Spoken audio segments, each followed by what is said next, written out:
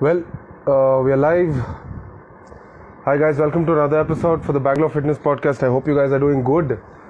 So this time I'm going to be calling over, and the main purpose of the podcast, if I haven't mentioned before, is about fitness, mental and physical fitness. And the whole reason I start the podcast is so that I bring people involved in the fitness scene, and we get to talk about what's happening in fitness and like their journey in fitness as such. So this time I'm going to be getting over Meghna Rabindranath. So she's a fitness coach, and yes, let's see where the conversation goes. As usual, I'll be digging for questions. I'll be asking her, I'll be picking her brain. Let's see if you have any, if you want to know, if you're watching this offline, just like fast forward. So I'll be getting her over.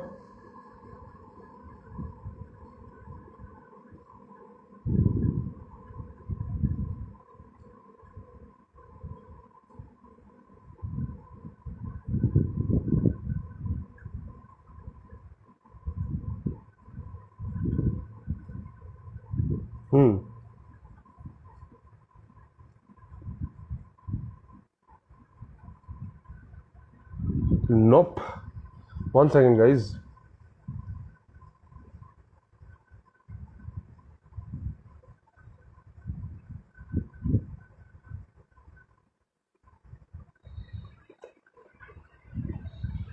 Oh, yes.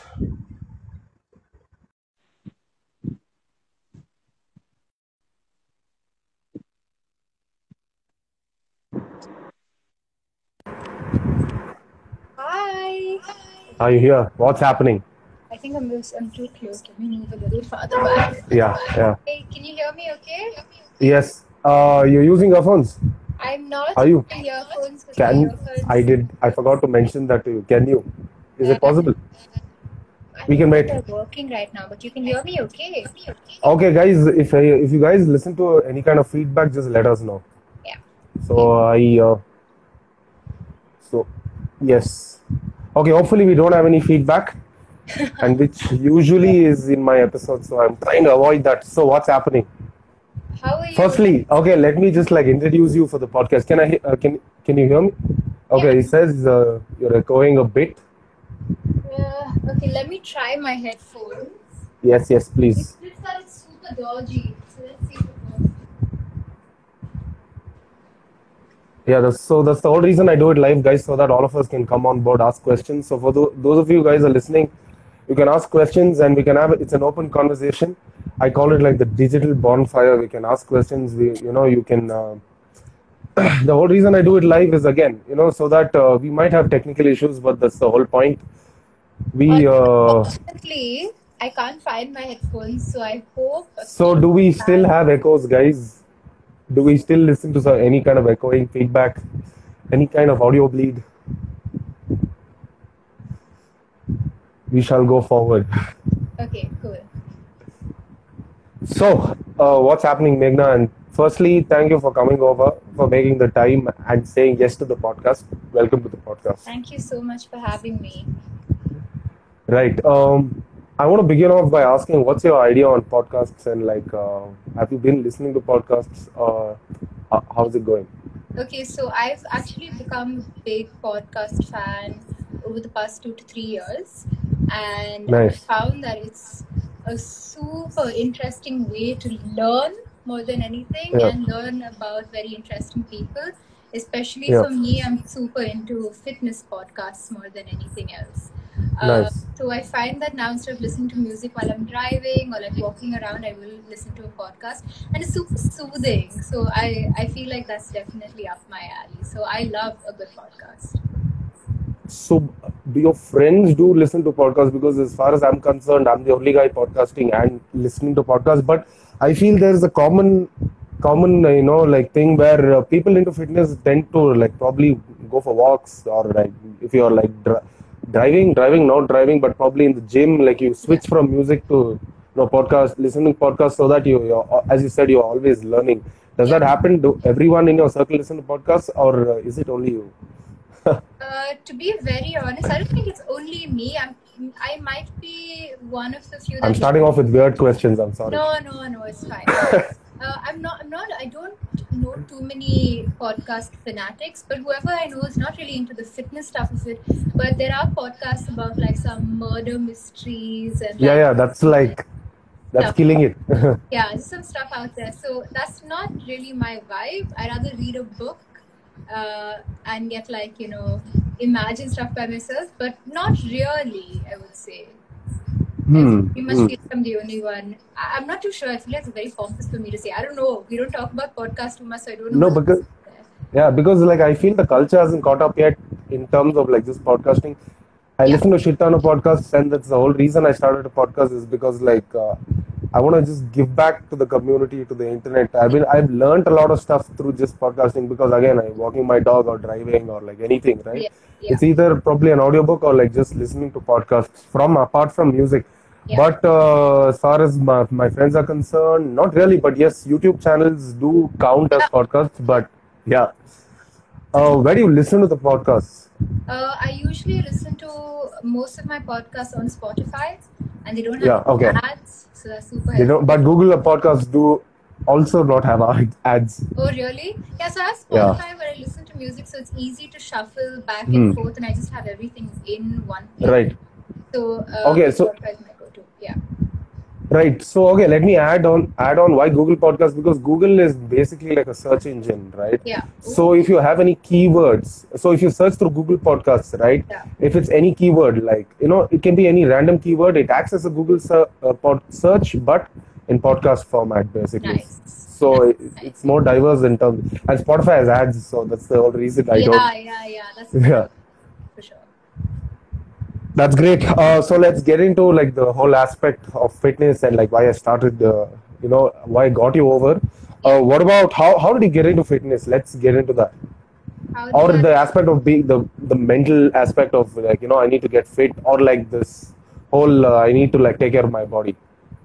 I think like most people usually I kind of got into fitness because I feel like I needed to lose weight and I wanted to look a certain way, and I did not know what to do, so I felt the most comfortable in the cardio section. So I would do the cross trainer and then the cycle and then the treadmill. So it was just like I would switch every day because I didn't feel too comfortable in the weightlifting section because it's predominantly not ruled but occupied by men. So I felt really awkward to go there. So I just stuck with what I knew, and I know I would look stupid on like the treadmill because there's no really form required. So I just felt comfortable there. So that's the reason I got into it.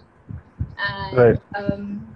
I think now after like 10 years of being in it, it's completely changed. I cannot say that it's not at all about the way I look anymore, but it is much more about the way I feel, because it's just basically I can't not work out. It's impossible for me unless like I have some injury and I have to not work out.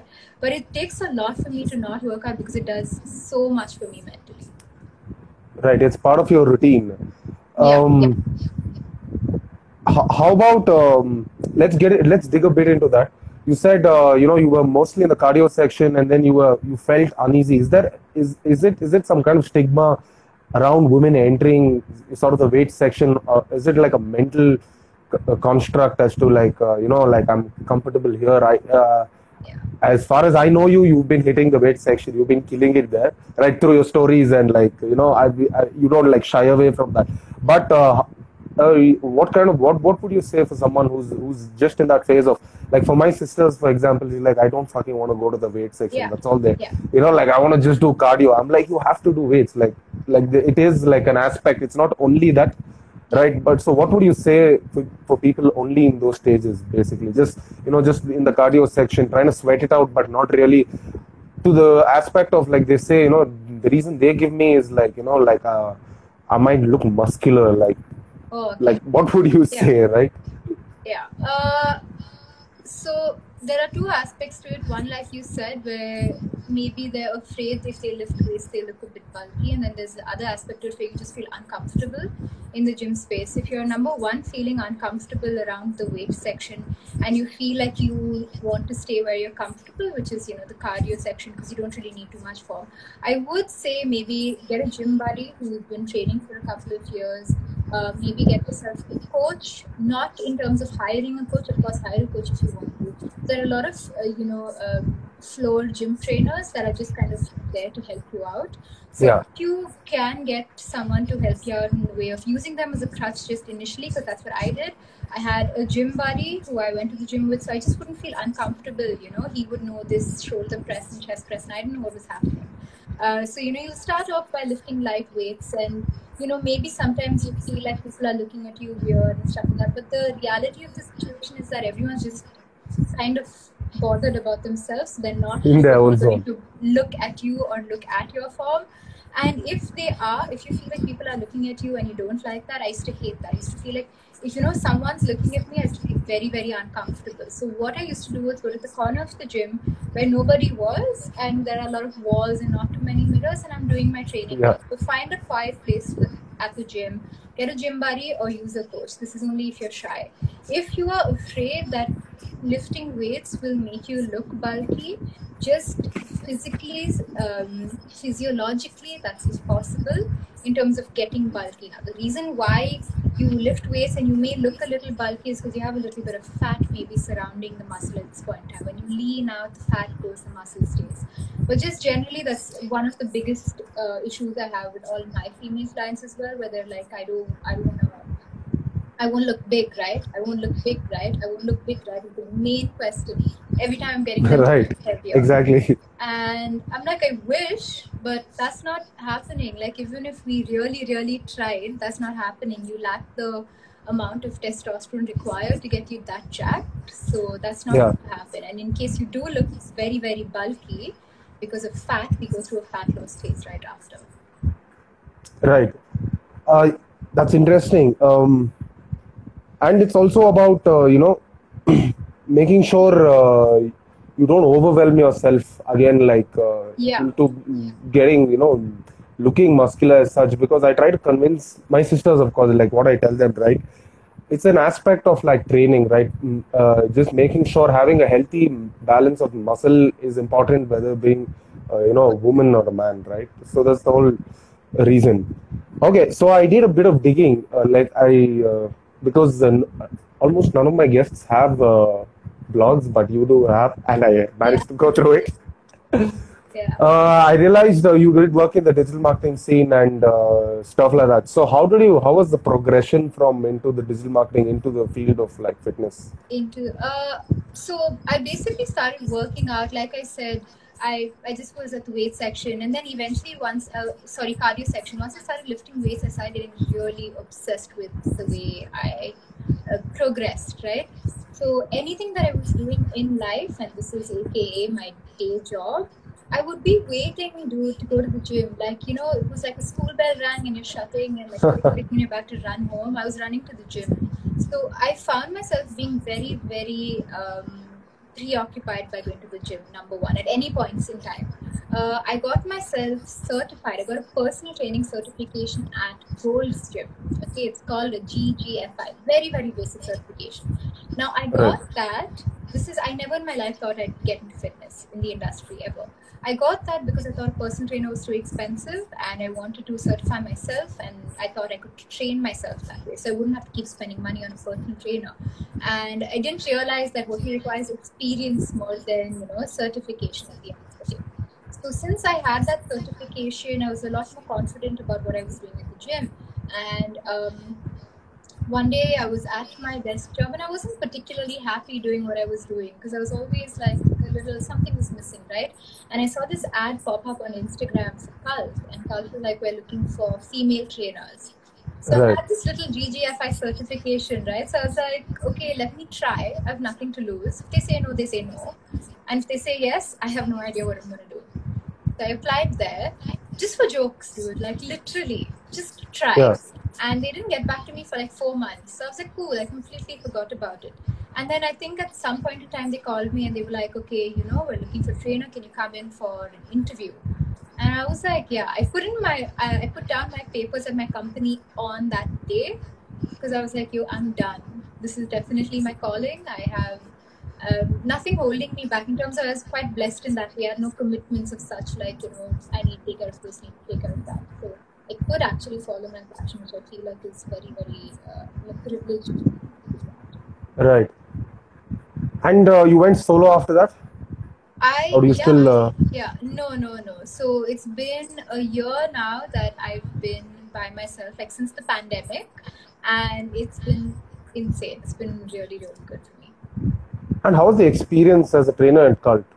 It was good. It was great. It taught me, there's no learning experience like that. You're in a crowd full of like Exactly. 20, 25 people, and I was so nervous initially. I didn't know like whether they take me seriously because I couldn't talk loudly. I was not confident. I would mumble, and I was like, "Oh, is my form right?" A lot of self-doubt, and then you realize like you just fake it till you make it, dude. And then eventually buy into that. You're like, no, I know my form is good. No, I've studied this. No, I know this. And then you keep getting certified within the company itself. So that growth is really, really good for me. Right. And this aspect of, working, but you're getting paid to do what you love. And I mean, like, even I've been blessed for a certain amount of time to do that. Yeah. And it almost seems unreal, right? At one point of time, you're like, they're actually, like, putting me in a gym and paying me. I'd always be here. Like I had those thoughts too, right? Exactly. Are you like a people person? Did you like speaking and like, teaching people? I mean, again, this is a subject that you like. And the whole reason I get you to the podcast is because fitness, you get to speak, like without, any kind of like, I wouldn't have to like ask questions as such, right? But still to speak to people regarding a subject that you liked, right? It brings out a part of you that you might be shy in probably other areas, but like you're speaking about fitness, you're helping people, right? Is it the same way? Initially, so like for example, with a group class, I was really, really apprehensive in terms of, again, like I said, right, I've never spoken in front of a bunch. I told you, I hated when people looked at me at the gym. So now I had like people looking at me for instructions and advice, and I was so not confident in the way my body language, and I didn't really know what I was doing. So I was really, really scared initially. But eventually I got to the point where I was like, okay, dude, you've chosen to do this. You might as well try it well to the best of your ability. I used to get a lot of feedback, in my first maybe 4 months straight that no one can hear you in class. So they gave me... Right.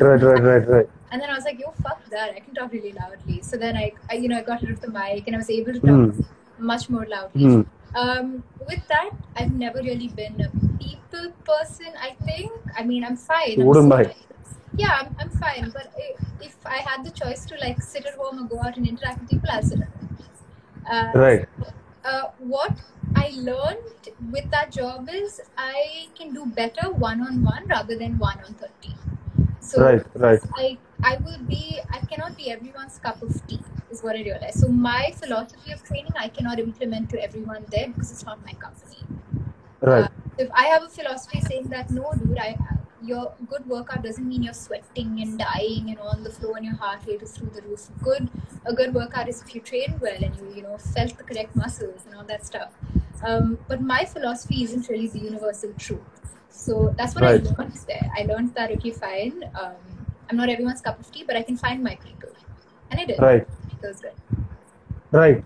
Also, I want to ask, so what I hear you say is also, you took the chance, you did it, and I mean, from my experience, I realized that too. As you said, fake it till you make it. In a way, you make the decision, and then you sort of maneuver, and you give, do with what you have, and then you realize it changes you as a person. For me, it did too. Like I did things that I was not supposed to, but like I was, I had, like a tingling sensation. I felt, I took a dive into it, but then I realized at the end of it, I did what I wanted to do, but I needed other things too, like a part of the process. So it changed me as a person, right? So for the whole reason, after being a fitness trainer, what else that you added on that was not, which changed you as a person? And I have a couple of follow-up with that question. Okay, so I think getting into this and getting the opportunity to work and do something I love opened up my mind to a lot more stuff in terms of, number one, my self-confidence and the trust I had in myself actually really built a lot. You build accountability with yourself, right? You're nervous to take that first step and then you take that dive and then there's no end to it. So for me, I think it's opened up my my skill set to learning in general. Okay, so I want to learn Amen. a lot now. So I'm not worried Amen. if I look dumb, because maybe I am at some things, but I'm not going to be dumb for long. Amen. I have that trust that I can definitely do things way better. So like understanding, I love studying now. It sounds like, I know it sounds Amen. cliche, I don't know, but I love learning shit. So I Yeah. think that's what Studying is the bad word, but yeah, learning probably. studying, I don't know why I said that, but like, you know what I mean? Yes, yes. I like learning at this point. Yeah. Studying a subject, but yeah, now that you tell that to me, I too really understood. So I built off of that, like take your decision and follow up, and then you understand you have this process of always learning something. So then you learn how to learn, and then you get good at like the process of like learning just for the kicks of it, right? Yeah. So again, my follow up to the question that I asked, like how did it change you? So you went solo, right? From being a digital marketer to getting solo. I mean, we have a lot of things in common. I understand digital marketing too, and I'm in fitness, but it's probably the reverse. So I went from being into fitness into digital marketing, and then somehow I ended up with the podcast. Nice. Right, but how did it translate the digital marketing aspect into like going solo? What kind of pointers did you take, and any message for someone who's going solo as being a professional, as a digital marketer now, probably? Well, for me, I'll tell you what, I started off thinking that fashion was going to be the thing for me. Like I was going to want to kind of always be in fashion and things like that. So I thought that's where my passion lied, and I tried to work with it, and it didn't do anything for me, sitting at a desk all day. So if you feel like most of the time your mind is somewhere else and you have the luxury, like I said, I was very privileged to follow my passion. Some people don't have that luxury, right? They have bills to pay and families to look after. But if you have the opportunity to have like a side hustle, and the side hustle can be your passion, and then eventually you can turn it into a business. It took a lot of convincing for me. You never know the kind of people who are going to have an effect in your life and what they say. So it'll take like one random person to be like, why don't you try working in fitness, or why don't you start a fitness page?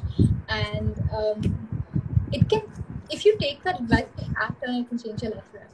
So I feel like be open to advice, especially when it comes to following your passion. And if you have the capacity to start a side hustle or to dive in fully, I would say take that risk now rather than later, because this kind of stuff doesn't happen or doesn't lie in the future in terms of, oh, my happiness will lie in the future, and when I have this, I will do that. I would say try and do it now. It's okay if you fail, right? Because I was very open to the fact that this might not work for me. I gave myself 1 year. I said, okay, fine, I'll let me try this for 1 year. I said, maybe I like working out. Maybe I'm not a good coach. That which is very possible. You need to have so many different things to be a good coach. Or you can be someone who enjoys working out. So I gave myself that timeline. So if you can set some goals for yourself and some guidelines of such and try to follow them, I think that would be a good blueprint to follow. Right. And again, going solo, any aspects of digital marketing that helped you, or did it not help you at all? No, it did not help me at all. No. At all? Just setting up the page, personal PR and shit? Absolutely. At least the job I did, no way. It didn't help Right. at all, but I think it did give me some sort of an eye for creativity, which I don't think is translated onto my page, but I just feel like I do want to bring a little bit of that to fitness rather than just have like plain content, which is great, because plain content is really hard, but I just wanted to add like a cute little twist to that, which I don't know if that's been possible. Right. Yeah. Working as far as I could see. So again, and the third part of the same question that I wanted to ask is, it changes you as a person, the decision that you make. Again, so fitness, I mean, so I'll give you a bit about my end. What did I learn? So in terms of fitness, I was in and out for a greater part of my life. I mean, in the earlier years, I was putting in the hours every day. So what did I learn out of it was getting in day in, day out of the gym. I learned the aspect of discipline. And you put your mind to it, you can like probably, and that's the whole reason I took that same philosophy and applied it to different areas of my life. Because like I had this, this shit worked. Like if I go to the gym and if I did it straight up, like probably you understand the curve of learning, you understand the curve of like what happens, right? Yeah. If you put your mind to it. So I did the same, I took the same philosophy and I put it to other areas of my life. And I realized like earlier what happens is when you get into it, you might be bogged down by not, it's the earlier stages.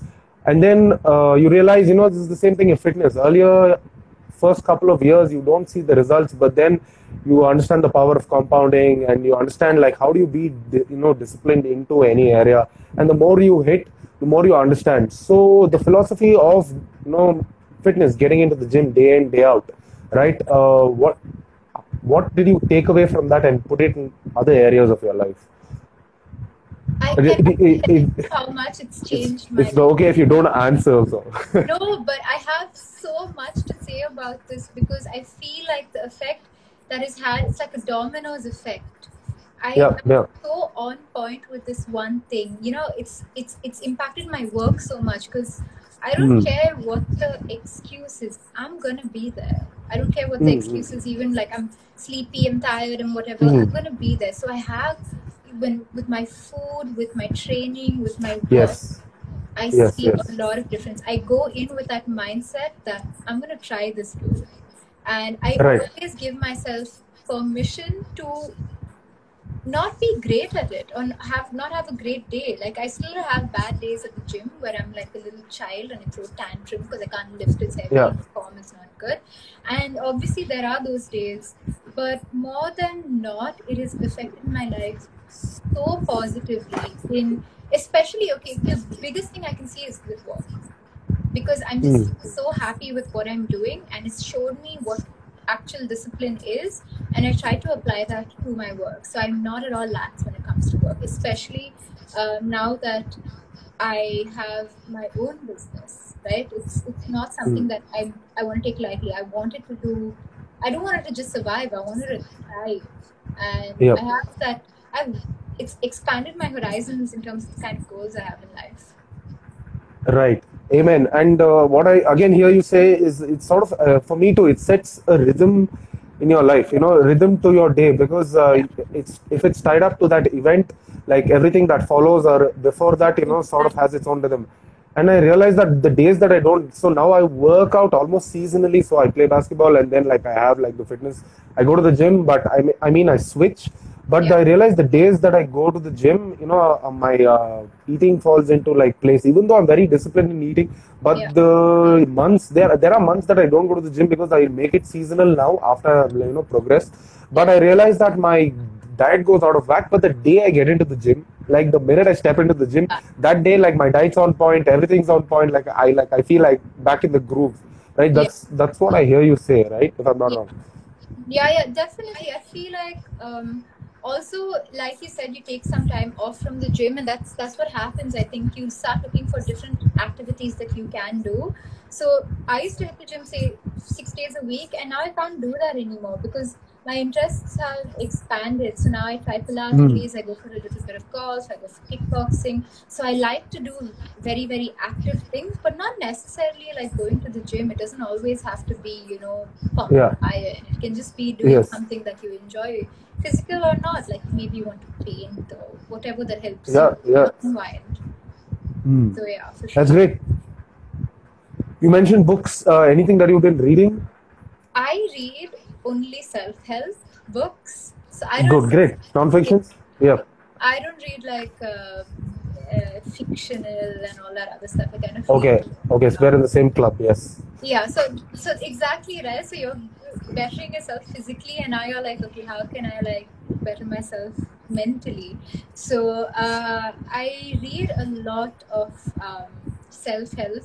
The one that I'm reading right now is called You Can Heal Your Life. I have the book right there. And it's like this book that talks about like affirmations and talking to yourself. Interesting. It's out there, okay? You have to take it with a pinch of salt because, this author will be like, look at yourself in the mirror. No, I believe in that too, yes. Yeah, so I'm just like, okay, it's a little weird, but I'm open to trying things. So this is my second time around reading it because I feel like I really... What's it called? How You Can Heal Your Life. That's the one. Louise Who's the Hayes. author? Louise Author? Louise. Okay, nice, Hayes. interesting. So it's a more Really, about really affirmations. popular book. Really, really popular book. Yeah, affirmations. Yeah, it's all about Louise Hay. affirmations and how you can anything in your life is you can heal it through the power of positive thinking. Positive thinking and thought. Yeah, which is cute, which is difficult. Not like I you mean, can have positive thoughts all the time, but like it's a good try. it's a good try. And I mean, if I may add, there are a couple of books in this field. There is someone called as Joe Dispenza who writes about like basically thought, incubation and stuff like that. So the more Yes.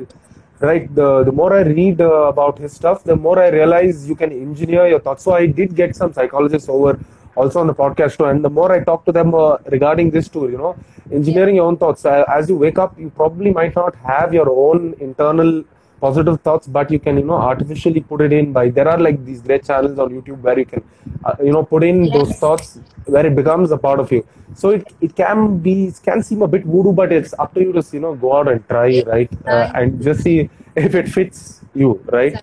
Exactly. Yeah, Joe Dispenza is great. He's my favorite author. Yes.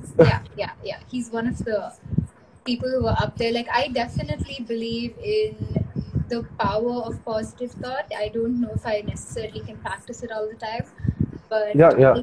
I do believe that it's had an immense effect in my life. Like sometimes if you think of stuff and you really, really want it and you actually see it happen by chance or by luck, it's just amazing to see that actually translate into real time. Right.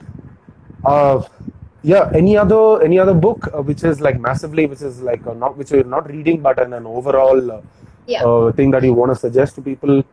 I really love the book Atomic Habits. James Clear. Yeah, really good book. Great. So I feel like again he talks about the compounding effect of small changes every day that can lead to big effects in real time. And I just felt like that is so true. Like you're casting a vote in favor of who you want to be by eating that one meal right, or doing that 10,000 steps, or cleaning your room, or whatever Right. to do. So I feel like that book's really made a positive, very, very positive impact on my life. And I like Louise Hay. I like going back to her. It gives me like the opportunity to space. Like Louise Hay and Secret and You Are the Placebo, like Joe Dispenza. So I like those kind of books that kind of always. Right. I mean, that's what they say, right? Like it's not like about the number of books that you read, but it's like finding that book that you're able to go back again and again and read it over 100 times. Yeah. For sure. That's great. I'm almost wrapping up. So again, coming back to your, okay, somebody asked, yes, that's a dime bag, bro. I had no idea if it's a bro. Meant, so I was looking at the back. So that's my guitar. So he's talking about my guitar. Right. So again, going back to your blog, you talk about a bit of a question that must be addressed, like men who stare at gyms in the gym, right?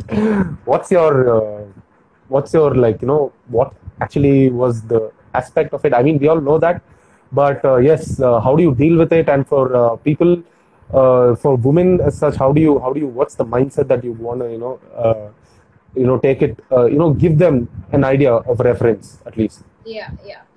So, okay, I'll tell you what, like, I'm not trying to be sexist or anything like that. Yeah.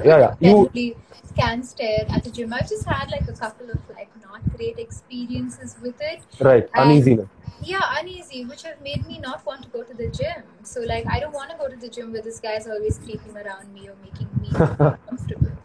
And like I would have to do things like tell the manager at the club like this guy's being a little creepy. So like I'm not even other than my current gym that I go to, I've had an issue with every single gym, and I've been at my current gym for like 6 years now, which shows that like they kept stuff under control, and it's just luck maybe more than anything.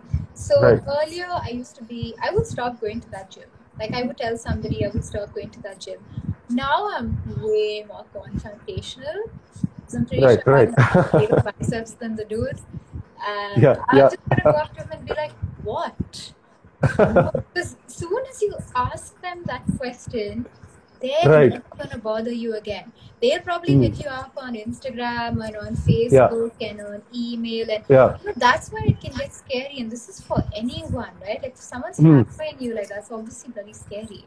But the best way I've learned to deal with it also comes with a lot of like caution. Is you can be confrontational to a point where you don't go up like, oh, what the fuck and stuff. You're just like, dude, do you need something? Why are you looking at me? Yeah.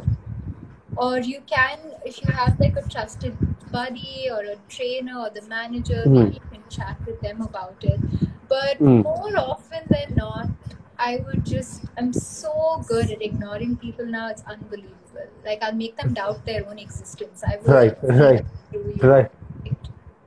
Atomic habits. Yeah, Power of compounding effects. Right. exactly. So I'm almost done here, guys. If you have any questions you want to ask, might as well fire away. So we address that, and then I finally want to end with asking, like again, you spoke a bit about dealing with the Indian family.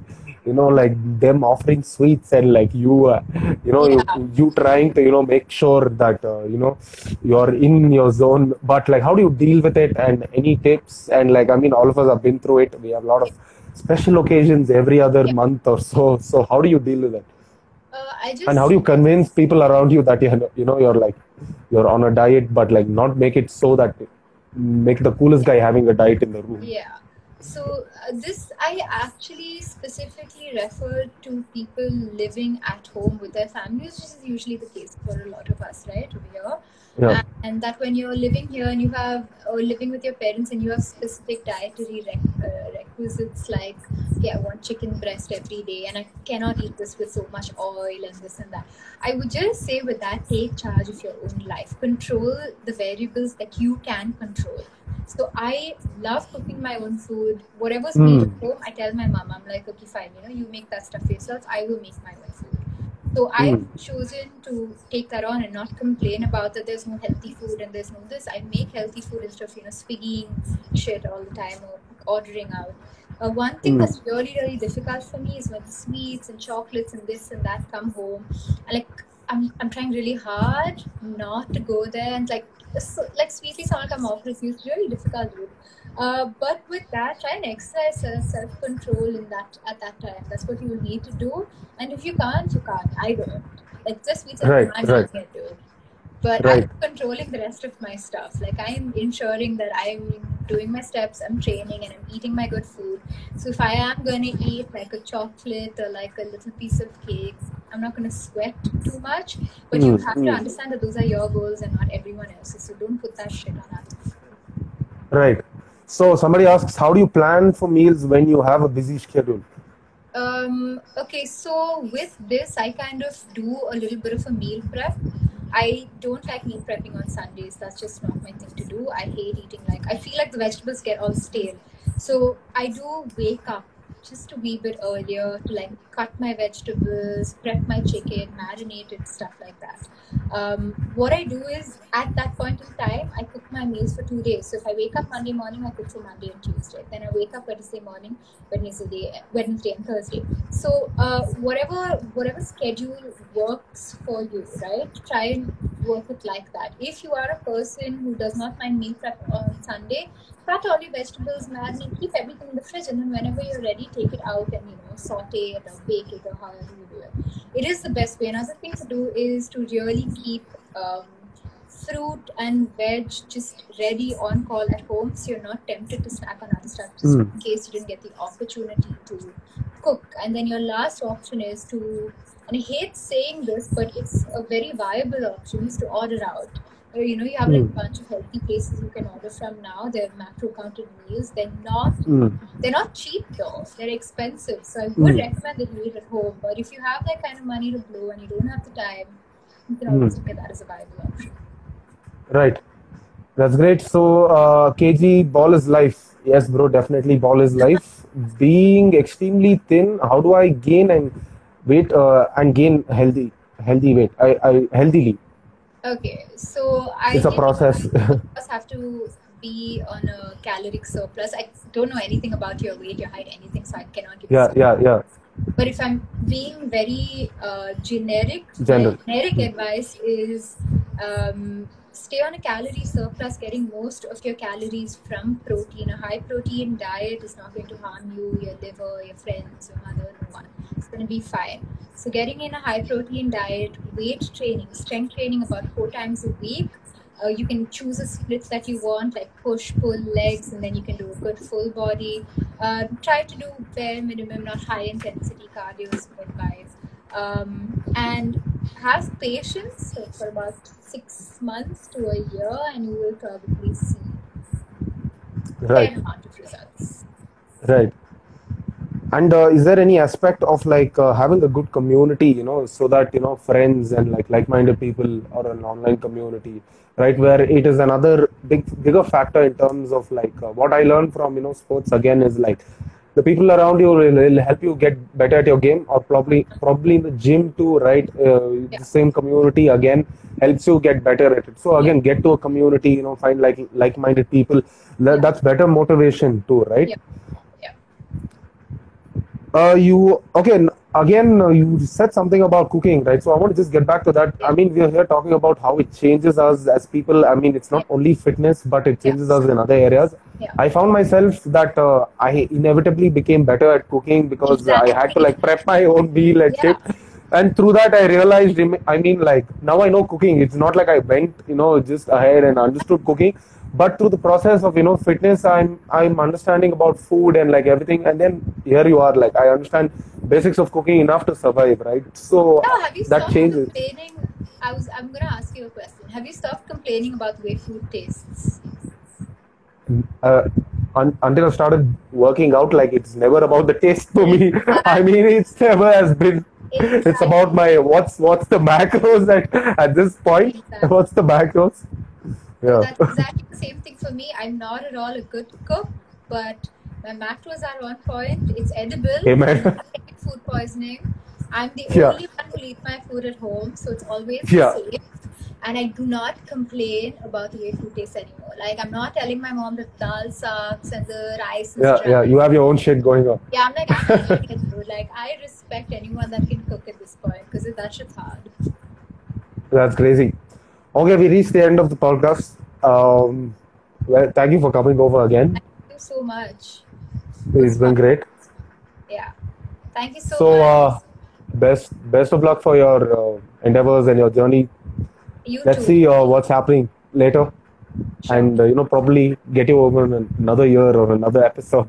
We see the progress and what's happening. I hope both of us have made progress in leaps and bounds by then. Amen. Right? Manifest that shit. Yes, amen. Okay, we have a quick question. Do you think intermittent fasting is good for weight loss? I think a calorie deficit is good for weight loss. So if you're in your eating cycle, you're eating 2,500 calories and you're meant to eat 2,000, you're still going to put on weight. So if fasting generally makes you feel better, go for it. But it's a good tool for weight loss. What it's doing is eliminating calories from one meal.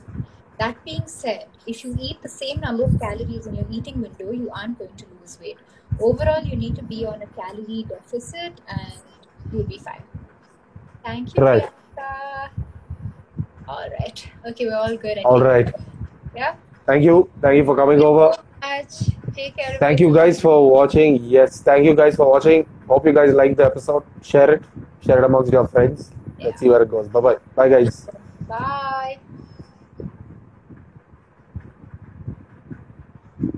How do I end it?